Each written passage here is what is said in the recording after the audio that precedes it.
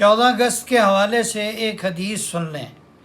نبی اکرم صلی اللہ علیہ وسلم نے فرمایا، المسلم من سلم المسلمون من لسانہ و یدہ، مسلمان کہلانے کا مستحق وہ ہے جس کی زبان سے اور اس کے ہاتھ سے دوسرے مسلمان محفوظ ہوں۔ اس دن کو مناتے ہوئے ایسا کوئی کام نہ کریں جس سے دوسروں کو تکلیف ہو۔ یہ دن اللہ کی شکر گزاری کا دن ہے کہ اللہ نے اس دن ہمیں ملک پاکستان جیسی عظیم نعمت سے نوازا تھا۔ اللہ کا واسطہ ہے اس دن میں ایسے طور پر شکرانہ ادا کریں کہ کسی کو تکلیف نہ ہو۔